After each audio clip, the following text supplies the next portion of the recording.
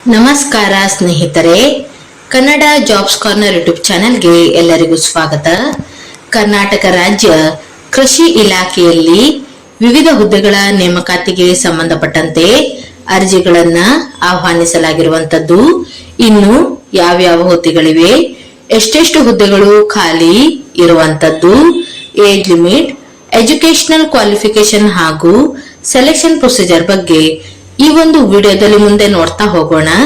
ನಮ್ಮ ಚಾನೆಲ್ ಅನ್ನ ಯಾರಾದ್ರೂ ಹೊಸದಾಗಿ ನೋಡ್ತಾ ಇದ್ರೆ ಸಬ್ಸ್ಕ್ರೈಬ್ ಮಾಡಿ ಹಾಗೂ ಪಕ್ಕದಲ್ಲೇ ಇರುವಂತಹ ಬೆಲ್ ಬಟನ್ ಅನ್ನ ಕ್ಲಿಕ್ ಮಾಡಿ. ಕರ್ನಾಟಕ ರಾಜ್ಯ ಕೃಷಿ ಇಲಾಖೆಯಲ್ಲಿ ಕೃಷಿ ಅಧಿಕಾರಿ ಮತ್ತು ಸಹಾಯಕ ಕೃಷಿ ಅಧಿಕಾರಿ ಹುದ್ದೆಗಳಿಗೆ ಸಂಬಂಧಪಟ್ಟಂತೆ ಅರ್ಜಿಗಳನ್ನ ಆಹ್ವಾನಿಸಲಾಗಿರುವಂತದ್ದು. ಇನ್ನು ಉಳಿದ ಮೂಲ ವೃಂದದಲ್ಲಿ ಈ ಒಂದು ಹುದ್ದೆಗಳನ್ನ ನೇಮಕಾತಿ ಮಾಡಿಕೊಳ್ಳಲಾಗುತ್ತಿರುವಂತದ್ದು. ಇನ್ನು ಎಷ್ಟೆಷ್ಟು ಹುದ್ದೆಗಳು ಖಾಲಿ ಇದೆ ಹಾಗೂ ಹುದ್ದೆಗಳಿಗೆ ಸಂಬಂಧಪಟ್ಟಂತೆ ಎಜುಕೇಶನಲ್ ಕ್ವಾಲಿಫಿಕೇಶನ್ ಹಾಗೂ ವೇತನ ಶ್ರೇಣಿಯ ಬಗ್ಗೆ ನೋಡ್ತಾ ಹೋಗೋದಾದ್ರೆ ಒಟ್ಟಾರೆ 630 ಹುದ್ದೆಗಳು ಖಾಲಿ ಇರುವಂತದ್ದು ಹಾಗೂ ಇದರ ಜೊತೆಗೆ 2 ಹಿಂಬಾಕಿ ಹುದ್ದೆಗಳು ಖಾಲಿ ಇರುವಂತದ್ದು. ಇನ್ನು ಈ ಎಲ್ಲಾ ಹುದ್ದೆಗಳು ಉಳಿದ ಮೂಲ ವೃಂದದಲ್ಲಿ ಖಾಲಿ ಇರುವಂತದ್ದು. ಇನ್ನು ಮೊದಲನೇದಾಗಿ ಕೃಷಿ ಅಧಿಕಾರಿ 85% ಕೃಷಿ ಅಧಿಕಾರಿ ಹುದ್ದೆಗಳಿಗೆ. ಈ ಒಂದು ಹುದ್ದೆಗಳಿಗೆ ಸಂಬಂಧಪಟ್ಟಂತೆ ನೋಡ್ತಾ ಹೋಗೋದಾದ್ರೆ ಈ ಒಂದು ಹುದ್ದೆಗಳಿಗೆ ಆಯ್ಕೆಯಾದಂತಹ ಅಭ್ಯರ್ಥಿಗಳಿಗೆ ಪ್ರತಿ ತಿಂಗಳು 69,250 ರಿಂದ 1,34,200 ವೇತನವನ್ನ ನೀಡಲಾಗುವಂತದ್ದು. ಇನ್ನು ಒಟ್ಟು 67 ಹುದ್ದೆಗಳು ಖಾಲಿ ಇರುವಂತದ್ದು ಹಾಗೂ ಇದರ ಜೊತೆಗೆ 2 ಹಿಂಬಾಕಿ ಹುದ್ದೆಗಳಾಗಿರುತ್ತವೆ. ಇನ್ನು ಕೃಷಿ ಅಧಿಕಾರಿ 15% ಕೃಷಿ ಅಧಿಕಾರಿ ಹುದ್ದೆಗಳಿಗೆ. ಈ ಒಂದು ಹುದ್ದೆಗಳಿಗೆ ಸಂಬಂಧಪಟ್ಟಂತೆ ನೋಡ್ತಾ ಹೋಗೋದಾದ್ರೆ ಈ ಒಂದು ಹುದ್ದೆಗಳಿಗೆ ಆಯ್ಕೆಯಾದಂತಹ ಅಭ್ಯರ್ಥಿಗಳಿಗೆ ಪ್ರತಿ ತಿಂಗಳು 69,250 ರಿಂದ 1,34,200 ವೇತನವನ್ನ ನೀಡಲಾಗುವಂತದ್ದು. ಒಟ್ಟು 12 ಹುದ್ದೆಗಳು ಖಾಲಿ ಇರುವಂತದ್ದು. ಇನ್ನು ಮೂರನೇದಾಗಿ ಸಹಾಯಕ ಕೃಷಿ ಅಧಿಕಾರಿ 85% ಸಹಾಯಕ ಕೃಷಿ ಅಧಿಕಾರಿ ಹುದ್ದೆಗಳಿಗೆ ಸಂಬಂಧಪಟ್ಟಂತೆ ನೋಡ್ತಾ ಹೋಗೋದಾದ್ರೆ ಈ ಒಂದು ಹುದ್ದೆಗಳಿಗೆ ಆಯ್ಕೆಯಾದಂತಹ ಅಭ್ಯರ್ಥಿಗಳಿಗೆ ಪ್ರತಿ ತಿಂಗಳು 65,950 ರಿಂದ 1,24,900 ವೇತನವನ್ನ ನೀಡಲಾಗುತ್ತದೆ ಹಾಗೂ ಒಟ್ಟು 468 ಹುದ್ದೆಗಳು ಖಾಲಿ ಇರುವಂತದ್ದು.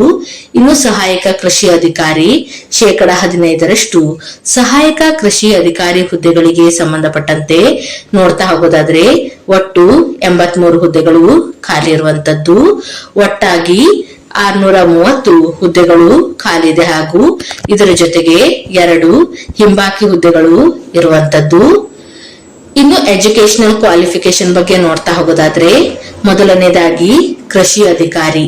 ಈ ಒಂದು ಹುದ್ದೆಗಳಿಗೆ ನೋಡೋದಾದ್ರೆ BSc ಕೃಷಿಯನ್ನ ಮಾಡಿರುವಂತಹ ಅಭ್ಯರ್ಥಿಗಳು ಅರ್ಜಿಯನ್ನ ಸಲ್ಲಿಸಬಹುದು ಅಥವಾ BSc ಆನರ್ಸ್ ಕೃಷಿಯನ್ನ ಮಾಡಿರುವಂತಹ ಅಭ್ಯರ್ಥಿಗಳು ಅರ್ಜಿಯನ್ನ ಸಲ್ಲಿಸಬಹುದಾಗಿರುವಂತದ್ದು. ಇನ್ನು ಈ ಒಂದು ಹುದ್ದೆಗಳು 85% ಕೃಷಿ ಅಧಿಕಾರಿ ಹುದ್ದೆಗಳಿಗೆ ಸಂಬಂಧಪಟ್ಟದ್ದಾಗಿರುತ್ತದೆ. ಇನ್ನು 15% ಕೃಷಿ ಅಧಿಕಾರಿ ಹುದ್ದೆಗಳಿಗೆ ಸಂಬಂಧಪಟ್ಟಂತೆ ಎಜುಕೇಶನಲ್ ಕ್ವಾಲಿಫಿಕೇಶನ್ ಬಗ್ಗೆ ನೋಡ್ತಾ ಹೋಗೋದಾದ್ರೆ ಬಿಟೆಕ್ ಅನ್ನ ಮಾಡಿರುವಂತಹ ಅಭ್ಯರ್ಥಿಗಳು ಅರ್ಜಿಯನ್ನ ಸಲ್ಲಿಸಬಹುದು. ಆಹಾರ ವಿಜ್ಞಾನ ಮತ್ತು ತಂತ್ರಜ್ಞಾನದಲ್ಲಿ ಅಭ್ಯರ್ಥಿಗಳು ಬಿಟೆಕ್ ಅನ್ನ ಮಾಡಿರಬೇಕು ಅಥವಾ ಆಹಾರ ತಂತ್ರಜ್ಞಾನದಲ್ಲಿ ಬಿಟೆಕ್ ಅನ್ನ ಮಾಡಿರುವಂತಹ ಅಭ್ಯರ್ಥಿಗಳು ಅರ್ಜಿಯನ್ನ ಸಲ್ಲಿಸಬಹುದು. ಅಥವಾ BSc ಕೃಷಿ ಮಾರುಕಟ್ಟೆ ಮತ್ತು ಸಹಕಾರ ಈ ಒಂದು ವಿಭಾಗದಲ್ಲಿ BSc ಯನ್ನ ಮಾಡಿರುವವರು ಅರ್ಜಿಯನ್ನ ಸಲ್ಲಿಸಬಹುದು ಅಥವಾ BSc ಆನರ್ಸ್ ಕೃಷಿ ಮಾರಾಟ ಮತ್ತು ಸಹಕಾರ ಈ ಒಂದು ಕೋರ್ಸ್ ಅನ್ನ ಮಾಡಿರುವಂತಹ ಅಭ್ಯರ್ಥಿಗಳು ಸಹ ಅರ್ಜಿಯನ್ನ ಸಲ್ಲಿಸಬಹುದು. ಅಥವಾ BSc honours agri business management ಅನ್ನ ಮಾಡಿರುವವರು ಸಹ ಅರ್ಜಿಯನ್ನ ಸಲ್ಲಿಸಬಹುದು.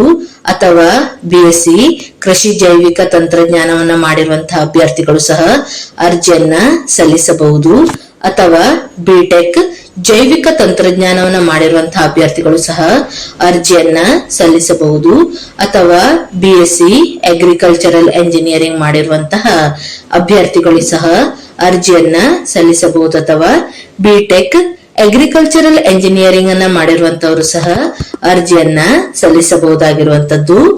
ಈ ಒಂದು ಕ್ವಾಲಿಫಿಕೇಶನ್ ನಲ್ಲಿ ಯಾವುದಾದರೂ ಒಂದು ಕ್ವಾಲಿಫಿಕೇಶನ್ ಅನ್ನ ಅಭ್ಯರ್ಥಿಗಳು ಹೊಂದಿರಬೇಕು. ಹೀಗೆಯೇ ಸಹಾಯಕ ಕೃಷಿ ಅಧಿಕಾರಿ ಹುದ್ದೆಗಳಿಗೂ ಸಹ ಇಲ್ಲಿ ಅಭ್ಯರ್ಥಿಗಳಿಗೆ ಎಜುಕೇಶನಲ್ ಕ್ವಾಲಿಫಿಕೇಶನ್ ಬಗ್ಗೆ ಎಲ್ಲಾ ಮಾಹಿತಿಯನ್ನ ಡೀಟೇಲ್ ಆಗಿ ನೀಡಲಾಗಿರುವಂತದ್ದು.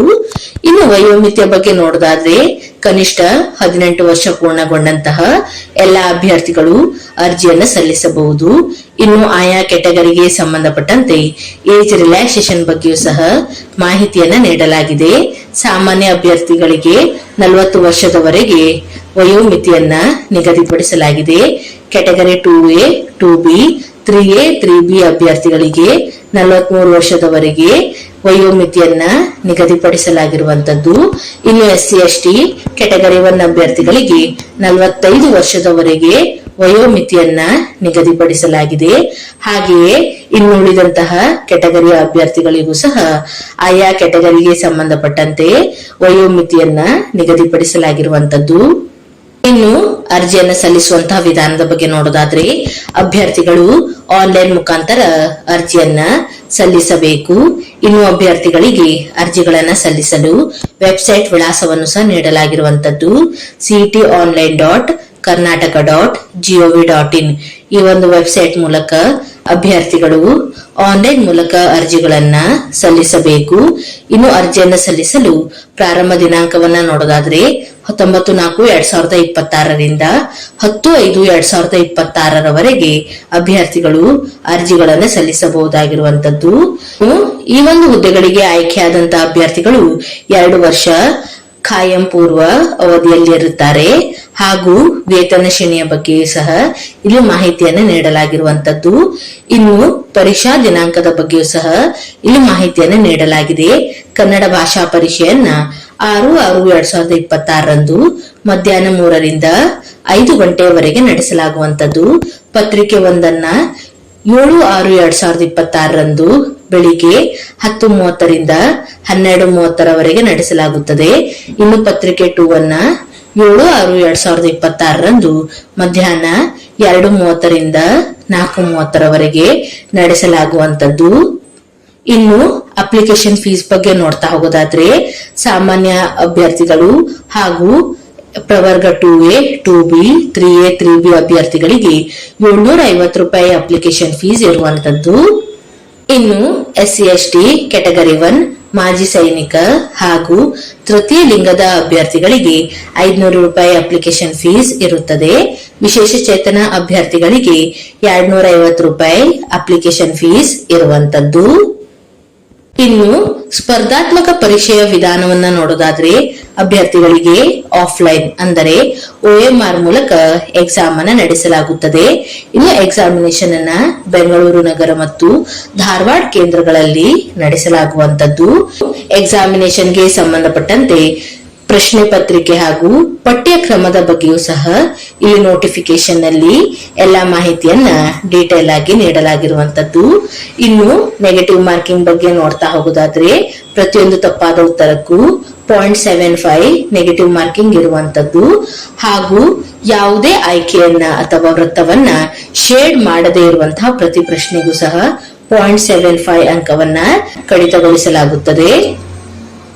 ಹೀಗೆಯೇ ಕಲ್ಯಾಣ ಕರ್ನಾಟಕ ವೃಂದದ ಅಭ್ಯರ್ಥಿಗಳಿಗೂ ಸಹ ಕೃಷಿ ಇಲಾಖೆಯಲ್ಲಿ ಕೃಷಿ ಅಧಿಕಾರಿ ಹಾಗೂ ಸಹಾಯಕ ಕೃಷಿ ಅಧಿಕಾರಿ ಹುದ್ದೆಗಳು ಖಾಲಿ ಇರುವಂತದ್ದು.